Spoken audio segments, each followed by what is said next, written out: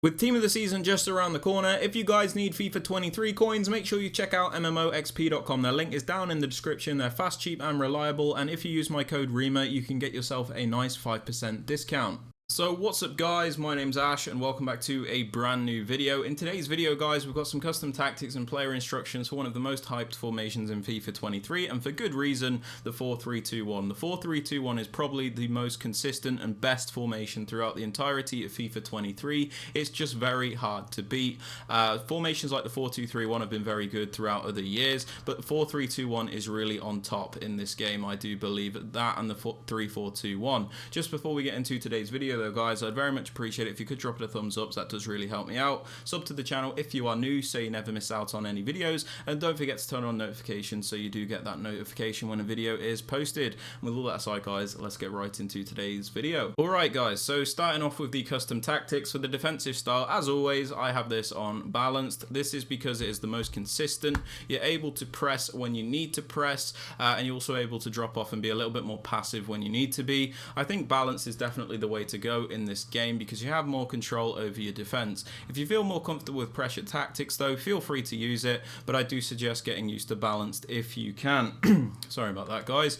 Moving on to the defensive width, I suggest having this on about 40 to 45. The reason we do this is so we can primarily defend in a narrow shape and block those attacks through the middle, because that is like the danger area, but at the same time we still have that natural width to cover the wide areas in case an opponent tries to go down the wing or something. Now, if we had this like really low, we'd be very good through the middle, but obviously we'd have absolutely no coverage of the wings, which is why it's important to at least have a semi-high width to avoid that from happening. Now, moving on to the depth, I like to have this on about 60 in this formation. This is so we can win the ball higher up the pitch when we need to, but at the same time, we're not too high to the point where we're getting through balled all the time either. We also don't want to have like a super low depth because we don't want to get pinned back and we don't want to be under constant pressure. So 60 is kind of nice and balanced with this formation, where you can kind of do a bit of both, where sometimes you can play a higher defensive line and other times you can sit a little bit deeper. Moving on to build-up play guys, I suggest having this on balance. This is because it's the most controlled, consistent and the most suited for all types of gameplay you might experience. What I mean by this is FIFA 23 obviously has inconsistent gameplay, where sometimes the gameplay is fast and responsive, other times it's slower and laggy. So if you're using something like fast build-up, you might find it's very effective when the gameplay is quick and responsive, but if it's not, the players are basically moving too quick for what you're able to do, for what you're able to put together. So balance is just the way to go in my opinion. Moving on to chance creation guys, I suggest having this on direct passing. This is because it's the most meta option and allows you to create the best chances. It bunches up your attackers against the defenders, so you're able to do the really overpowered isolation 1v1 plays, and you also get that extra passing option in the box, so you can guarantee those goals and minimize the RNG. Now, some people don't like direct passing and that's fine. If you're one of those people, I'd suggest using something like forward runs. This will push your team very far into your opponent's half, but just beware, if you lose the ball in this with this tactic, you're very prone to those counter attacks, which is why I don't suggest it. Now, moving on to the width, I'm using this on 49 at the moment. This is so we don't have too much of a narrow attack where our players are like sat on top of each other, and our attack isn't too wide to the point where it feels like a 4-3-3. So we have this just on 49. There's no specific reason for this number in particular. So we've got like a nice balanced team where sometimes we play a little bit more narrow and then other times we play like a little bit wider. So it's just nice and balanced, and it's very unpredictable for your opponents. Moving on to players in box, I have this on 6 so we can commit some players into the box to create those chances, but at the same time, if we lose the ball, we're not as prone to those counter attacks. If you have this all the way, yeah, you're going to create a lot of chances, but God help you when you lose the ball. And likewise, if you have this all the way down here, you're going to be defensively sound when you lose the ball. You're just never going to create any chances in the first place. As for corners and free kicks, we have these both on 1 because there is a corner kick routine that I use which requires both of these to be on 1. Link to that in the top right hand corner of the screen. Moving on to the players you want to use guys in the striker position, because it is a 1 striker formation, I do suggest using a nice well-rounded striker. This is because you have to compensate for the fact that there's 1 striker instead of 2.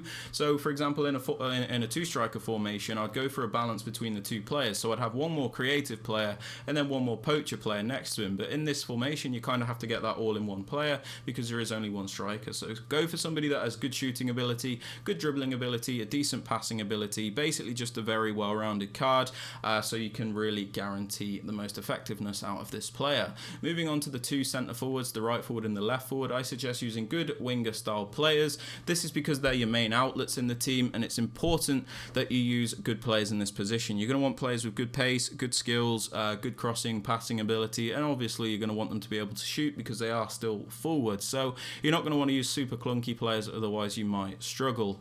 Now moving on to the left centre mid, we go for a more box-to-box style player. This is somebody that's going to attack and defend, so you're going to want somebody with a high work rate if you can get it, but don't worry too much. The high work rate means you're going to get the maximum contribution in both attack and defense, so you're really going to get the most out of this player. But you're just going to want somebody with really well-rounded stats to really fill this role. Moving on to the middle centre mid, I suggest a more defensive-minded player. This is somebody that's going to stay back, add defensive security, and really shore up the defense. So you're going to want somebody with a medium-high work rate if you can get it, so you get the maximum contributions in defense and they're not too bothered about attack. But if you can't get the perfect work rates, just ensure that there is a good defensive player here.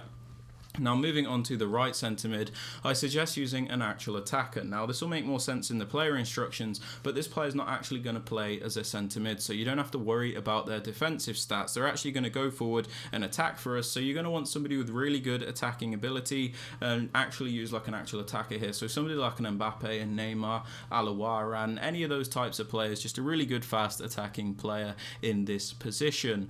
Moving on to the two fullbacks, I like to go for a balance between the two, where I have Roberto Carlos in the left back position, who is my more attacking fullback, somebody that is actually going to contribute going forward for us. And then in the right back position, I've got somebody that maybe lacks that technical ability but is a bit more defensively sound in Cafu. So that's just something I like to do. You guys don't have to do it if you don't want to.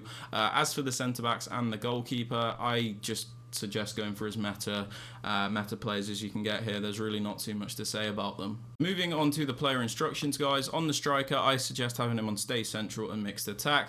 We have him on stay central, so he's always staying in those central areas because we don't want him drifting off into the wide areas. He is our only striker, so it's important that he is always in the central position, so he's always where the striker should be. And we also have him on mixed attack, so he's not just limited to getting in behind all the time. Sometimes he can drop a little bit deeper and get involved in the build-up and maybe play in the two other forwards, for example. So you just get more out of your striker if you leave him on mixed attack, in my opinion. Moving on to the right forward, we have him on stay central and get in behind. We have him on stay central because I still think it's important to keep him in that central position primarily, because sometimes if you have them on like balanced width or drift wide, for example, they play more like wingers, which is not what you want in this formation, because then it becomes like a 4-3-3. So we have him on stay central, so he's getting into those pockets of space which are really hard to mark through the middle, and we have him on getting behind, so he's always looking to make those darting runs in behind, and so we get the most out of this player. Now moving on to the left forward, we actually have him on default settings and comeback on defense. The reason we have him on comeback on defense is so it defends in a 4-4-2 when we don't have the ball. The way this works is when we put comeback on defense on this left forward here, he's actually going to come back to defend as a left midfielder, so he's going to make up an extra number in the midfield. So the back four is going to be the same, and then we're going to have Di Maria left mid, Pogba left centre mid, Jorginho right centre mid, and Chiesa right mid. That's how it works. We do it because the 4-4-2 is just a much more superior defensive formation. Now moving on to the left centre mid, the more box-to-box style player, we have him on default settings and cover centre. We have him on default settings because we don't really want to restrict him. He has a bit more of a free role in this team, so we leave him alone. And then we have him on cover centre, so he does defend as one of the centre mids in the 4-4-2 shape. Moving on to the middle centre mid, the more defensive-minded player, we have him on stay back while attacking, stay on the edge of the box for cross, and cover centre. Now we have him on stay back while attacking because we don't really want this player to go forward. He is defensive. We have him on stay on the edge of the box across, so even if he does end up getting taken forward by the AI, he won't commit into the penalty area. And then we have him on cover centre, so he does defend as one of the centre mids in the 4-4-2. Now moving on to the right centre mid, we have him on get forward, get into the box across, and cover wing. We have him on get forward because, like I said, he is an actual attacker, so we do want him to get forward. We don't need him to worry about defending because, like I said, when we don't have the ball, he plays as a right mid. We also have him on get into the box across, so he does make the transition runs into the penalty area to get as involved as possible. And then most importantly, we have him on cover wing, so he does defend as a right mid in the 4-4-2 shape. Moving on to the fullbacks, on my left back, my more attacking fullback, we have him on balanced attack and overlap. We have him on balanced attack, so he's not scared to go forward. He will join the attack for us. And we have him on overlap, so he does make the overlapping runs to add extra width, so we can play narrow and wide with the same team, which is super useful. Now moving on to the more defensive fullback, we have him on stay back while attacking flanking and overlap. We have them on stay back while attacking, so we always at least have 3 defenders back, and then we have overlap on the run type, because let's say I do press L1 or trigger a run forward with him, he's going to make the overlapping runs to add extra width to the team. As for the centre backs and the goalkeeper, these are on default settings and I do not touch them. But yeah guys, this is it for the video. If you have enjoyed or found it useful, please be sure to drop a like, sub to the channel if you are new so you never miss out on any videos, and don't forget to turn on the notifications so you are notified when the video is posted. And with all that aside guys, I hope you have a great day, and I'll catch you all in the next one. Peace.